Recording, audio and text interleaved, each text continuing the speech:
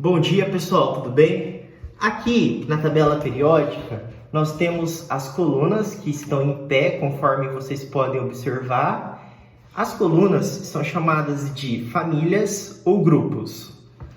Nós temos também as linhas, como se fossem linhas do caderno, tá bom? As linhas são chamadas de períodos ou séries. Nós vamos estudar agora os períodos, ou seja, as linhas da tabela periódica.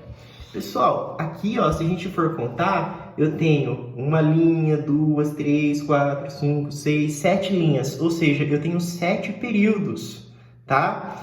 E o período em que o elemento químico se encontra indica a quantidade de camadas eletrônicas que ele apresenta.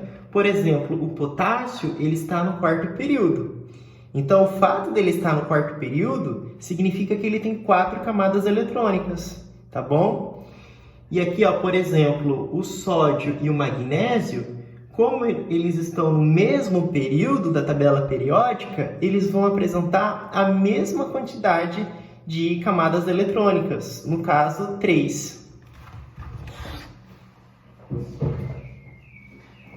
Então, o período ele representa o número de camadas eletrônicas do elemento.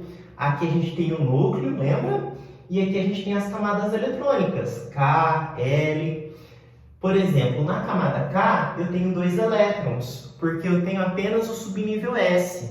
Já na camada L eu tenho 8 elétrons. De onde vêm os 8 elétrons? 2 são pertencentes ao subnível S e os outros 6 são pertencentes ao subnível P, tá? Importante, elementos de mesmo período apresentam o mesmo número de camadas eletrônicas.